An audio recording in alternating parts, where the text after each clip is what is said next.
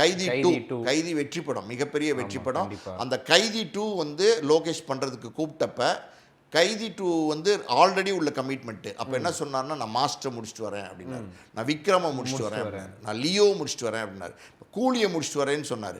கூலியை முடிச்சதுக்கப்புறம் மறுபடியும் எப்போ சார் பண்ண போகிறீங்க, இப்படி எல்லா படமும் பெரிய படமாக பண்ணிகிட்டே இருந்தீங்கன்னா எங்களுக்கு எப்போ பண்ண போகிறீங்க அப்படின்னு சொல்லி கேட்குறாங்க. ஏன்னா பெரிய அட்வான்ஸ் கொடுத்துருக்காங்க. அந்த பேனர் தான் வந்து லோகேஷ்க்கு வந்து இன்ட்ரடக்ஷனே கொடுத்துருக்காங்க. மாநகரம் தயாரித்த நிறுவனம் தான் அது. அதே மாதிரி பார்த்தீங்கன்னா முதல்ல ஒரு ஹீரோ வந்து லோகேஷை நம்பி டேட்ஸ் கொடுத்தாரு அப்படின்னா கார்த்தி தான் டேட்ஸ் கொடுத்தாரு. ஸோ இது எல்லாத்துக்கும் லோகேஷ் வந்து ஒரு மரியாதை கொடுப்பார், ஒரு மதிப்பு கொடுப்பார்னு ஒரு எக்ஸ்பெக்டேஷன் இருந்துச்சு. ஆனால் அது எதுவுமே நடக்கலை. லோகேஷ் வந்து அந்த கம்பெனியில் போய் எனக்கு 75 கோடி ரூபா வேணும்னு கேட்குறாரு.